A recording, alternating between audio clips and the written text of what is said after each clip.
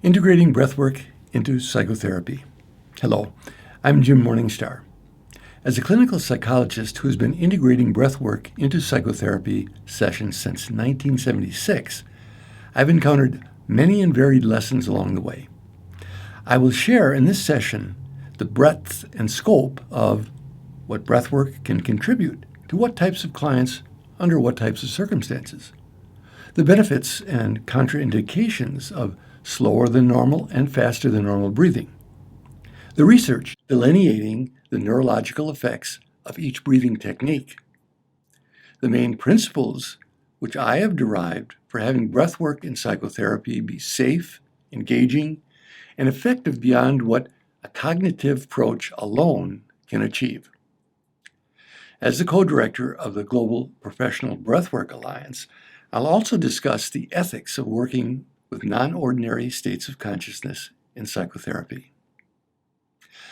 Now, I've held licensure as a clinical psychologist since 1973 and was certified by the American Board of Professional Psychology 5 years after. I was an adjunct professor and clinical supervisor for the Medical College of Wisconsin and director of a community mental health clinic for 5 years. I am the director of Transformations Incorporated and the Creative Consulting and Counseling Services. I founded the School of Integrative Psychology in 1980 and the Transformations Breathwork Training Program in 1990, in which I developed and trademarked Therapeutic Breathwork. I've authored 4 books in the field of breathwork and integrative psychology, the latest of which is Breakthrough with Breathwork, Jumpstarting Personal Growth in Counseling and the Healing Arts. I'm currently co-director of the Global Professional Breathwork Alliance, setting training and ethical standards for Diatic Breathwork. During this entire time, I've maintained a psychotherapy practice which employs the use of breathwork for a great variety of my clients. Breathwork has enhanced my practice immeasurably because it gives me the tools to work from a whole person perspective rather than just a verbal approach. I've been able to assist clients in coming to integration in their body, mind, and spirit more effectively and have given my clients self-regulatory tools to sustain an integrative life and grow on their own more effectively.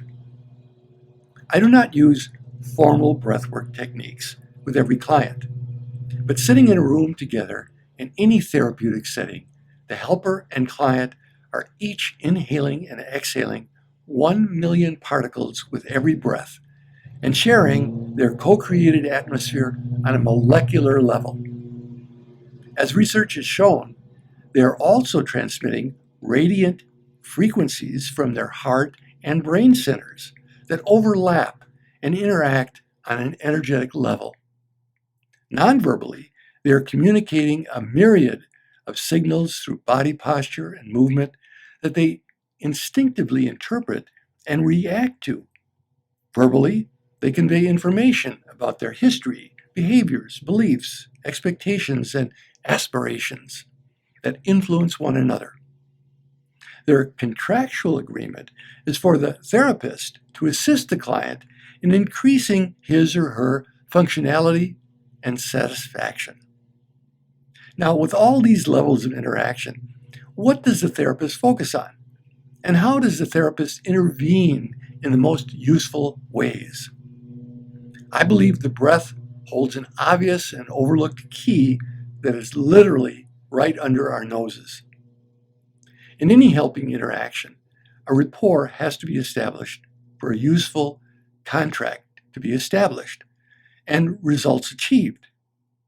Breath awareness has been an instantaneous indication for me as to the level of safety and comfort a client has in their body and the environment they share with me.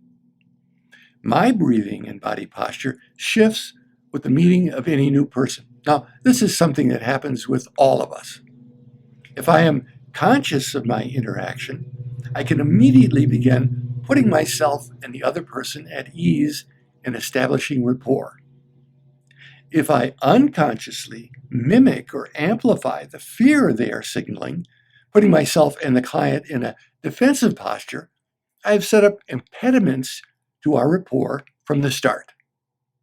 Awareness of my breathing as a caregiver is a key to my effectiveness in communicating with my client. Usually, within the first hour I'm with clients, I ask them to report what they notice about their breathing. This takes some care in phrasing so that the client doesn't take my prompt as a criticism. I begin the teaching of breath awareness as a self-regulatory biofeedback mechanism at the onset. Now, this helps clients to become aware not only while they're breathing with me, but also in their lives of when they start to constrict their breathing. They begin to see how this breath holding is most often associated with a fear reaction, conscious or unconscious. This awareness is then coupled with the skill of altering their breathing to produce more resourcefulness in any situation. This is usually as simple as breathing a bit more freely, oxygenating their muscle systems for action, taking their emotional system out of the fight, flight, freeze reactivity, and opening their minds to more resourceful responses rather than knee-jerk reactions. With breath awareness, clients become more adept at using verbal therapy because they notice when they begin to resist a topic or a new insight. They take cues from me about accepting this awareness as a useful tool rather than more material about which to criticize themselves. What's wrong with me? I'm not breathing properly. Here's where the therapist's unconditional positive regard and skill, when combined with breath awareness, provides a more powerful tool for clients than either one alone. As reinforced by contemporary research, the human brain develops in relationship to its environment and more specifically in diatic interactions with significant others. We are, at our core neurology, relational beings. To reprogram traumatic responses, there's no more powerful tool than diatic interaction, which helps stabilize and calm a deregulated nervous system and restore a sense of safety in one's body. Therein lies the power of bringing breathwork into the healing relationship. So why focus on the breath in psychotherapy? To breathe is to live. How we breathe has a most profound influence on the quality of our life. Breathing correctly is the key to living fully. Most Westerners suffer from chronic improper breathing habits that are not immediately obvious. We breathe about 7 million breaths a year, and the long-term effects of poor breathing are cumulative. They reduce not only the quality of vitality in our daily experience, but can lead to a weakening of our entire system and serious health issues. We can take health for granted until we encounter serious problems. It's been estimated that 60% of all emergency transports in larger American cities involve hyperventilation or other breath-related disorders. Research suggests that 10 to 25% of the U.S. population suffers from breath-related illnesses every year. Improper breathing weakens and disharmonizes almost every major system in our bodies and makes us more susceptible to chronic and acute diseases of all kinds: infections, constipation, respiratory illness, digestive problems, ulcers, depression, sexual disorders, sleep disorders, fatigue, headaches, poor blood circulation, and premature aging. Many researchers believe bad breathing contributes to cancer and heart disease. Proper breathing can keep the systems of the body functioning in harmony, signal us about imbalances in our energy, and help us correct them, and thereby be a perfect companion en route to our health and happiness. Why focus on the breath's influence on physical, emotional, and psychological well-being as opposed to other physiological factors? Well, throughout history, the breath has been linked most directly to the source of our aliveness. In many languages, the word for breath and spirit are the same. When one stops breathing, the spirit or source of aliveness is said to depart. Breath is that physiological function both under autonomic and voluntary control, and as such responds to our conscious and unconscious states. Thus, breath is the aspect of life where the controlled and the uncontrolled are most evident. The more conscious we are of our breathing, the less we feel at effect of our environment. To help a client feel more moment-by-moment awareness of their connection to their source of life is to help them feel less victimized by life and more at one with their source. Again, most traditions that practice meditation or prayer to experience safety and connection with source, to give experiential meaning to life, start with breath awareness. Embracing a self-discovered experiential life meaning has been shown to be an essential element for health and personal fulfillment. Slower than normal breathing. This breath awareness becomes the foundation for the practice that I call maintenance breathing skills, which have been so influential for humans throughout millennia in bringing increased peace of mind and body. This is exemplified by pranayama in the yogic tradition and translated into contemporary parlance as mindfulness and coherent breathing. Coherent breathing entails slowing the breath to 5 to 6 breaths per minute for 4 minutes or so. The physiological effects are well documented by heart math research for regulating the parasympathetic nervous system and lowering blood pressure. The therapist can play an instrumental role in introducing this to clients who otherwise would consider practices too esoteric or irrelevant to their lives to even attempt. It is the practical and immediately experienced effects of breath awareness that can open their minds to the benefits of additional regulatory implemented practices. Increasing awareness of their own bodies can also prepare clients for more major lifestyle renovations, such as opening up to changes in their dietary and exercise habits. Natural breathing. Ultimately, our goal in breath awareness is not to be consciously controlling our breathing every moment of the day. Breath modulation techniques are used to counter the holding patterns which impede easy-flowing natural breathing and to practice maintaining that state.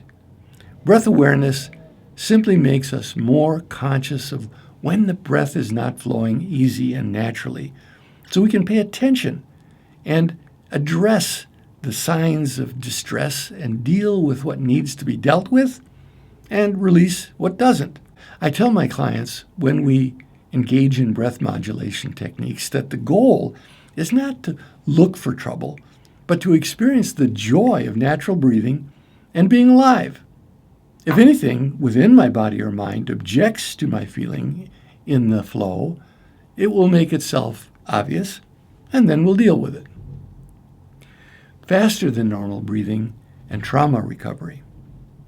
Therapeutic breathwork adds to the toolbox of breath awareness and maintenance breathing by including and teaching the skills of sympathetic nervous system regulation.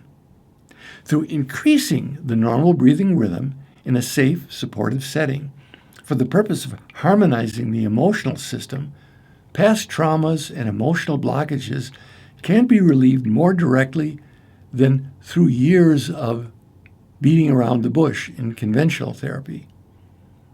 The bush in this metaphor is an unconscious or implicit-only memory that has stored emotional reactivity through trauma that gets activated by environmental stimuli and produces feelings and behaviors unaligned with current circumstances. These are labeled by most untrained observers as overreactions. In extreme cases, these reactivated memories are experienced as flashbacks, which put individuals in another time and space that feel out of their control. Healing involves relinking our emotions, sensations, and pictures with more resourceful outcomes than being frozen and self-talk that is continually negative. For example, I'm not lovable. The elegance of therapeutic breathwork is that it helps reprogram traumatic responses by going directly to the limbic system and the right brain where they are stored by using a modulated, faster than normal breathing rhythm, rather than trying to enter by the doorway of the prefrontal cortex, whose pathways to the experience have been blocked by the body's emergency control systems. As such, fears arise and are breathed through consciously and integrated. Energy thwarted by trauma and unavailable for more creative endeavors than being on continuous red alert or hypervigilant is thereby recovered. It does not anesthetize fears that might be appropriate for a person's well-being, for example, wearing a seatbelt. But it helps put the original fears in a workable context to be understood and the energy of the fear to be integrated into more conscious use. When clients learn to use this type of breathing consciously, they regain the confidence in their own abilities to handle settings and circumstances that were previously paralyzing to them. Situations as simple as having dinner with their family or as challenging as performing before a large audience. Applications in therapy. Many professionals have adopted breathwork to their practices. This has been particularly heartwarming to me. I highly encourage the creative adaptations of the principles and techniques of breathwork to other healing arts. I find that this adds to the power and effectiveness of both breathwork and the various healing arts to which it has been applied. The spirit of breath cannot be confined to one form or one set of techniques. It is my dream that the principles and healing power of the breath be more consciously applied to all healing arts and the mastery of everyday life. Here are just a few examples of this application. Anxiety is characterized by a diffuse fear that somatically is measured by a generalized constriction in the musculature, especially around the breathing system. The fear generated by not being able to breathe is some of the most intense and immediate fears wired in the human organism. So a generalized tension around the breathing mechanism, signaling danger via the brainstem, is not directly suppressible by the higher cortex functioning. In other words, we can't just talk ourselves out of it. There has to be a physiological signal to the midbrain that danger has passed for the system to relax and recover. This is regulated by the polyvagal nerve, which controls and responds directly to breathing rate and amplitude.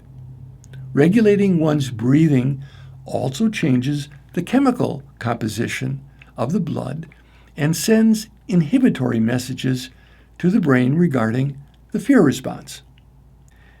In order to maintain this inhibitory state and for the system to reboot, the polyvagal nerve must be regulated. This has two phases.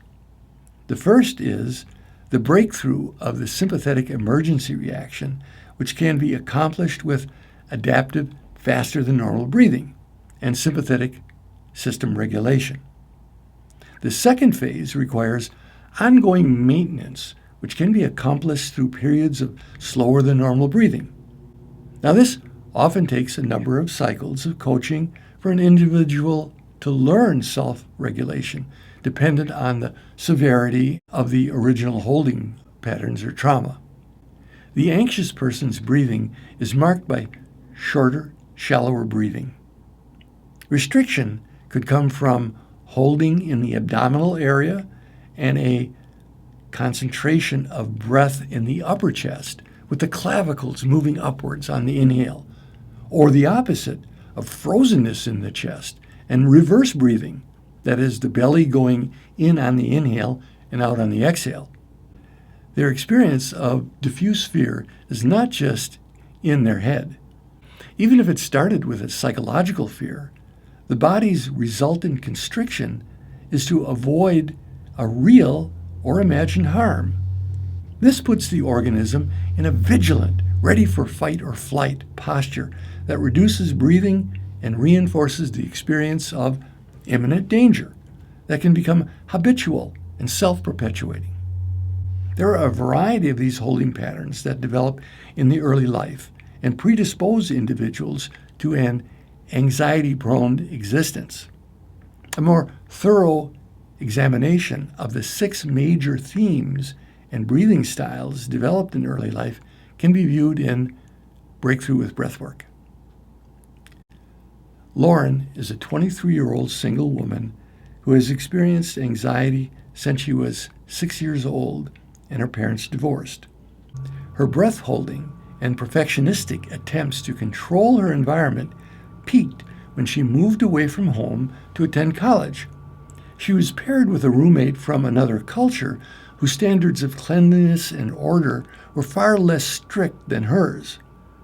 She began to experience panic and, quotes, breath hunger, which brought her to seek a form of help that did not require medications. In her first session, we practiced slower than normal breathing, which brought her relief for several hours after the session. It did not last, but gave her some hope. In our second session, we introduced faster than normal breathing, which led to a breakthrough and anger release around her father's abandonment. Her heightened anxiety subsided for about 2 weeks. In our third session, we began using faster than normal breathing again, leading to another breakthrough, this time in her ability to self-regulate and become her own father. This was a beginning, not a permanent cure, which was followed up in a fourth session of faster than normal breathing, which gave her the confidence to use breath modulation techniques regularly on her own and include other homework like reparenting her, quotes, inner child. This was the self-empowerment she wanted and is willing to continue getting coaching and support to strengthen her confidence to breathe easier. This has included being less stressed by school and maintaining a close relationship with a boyfriend for the first time in her life.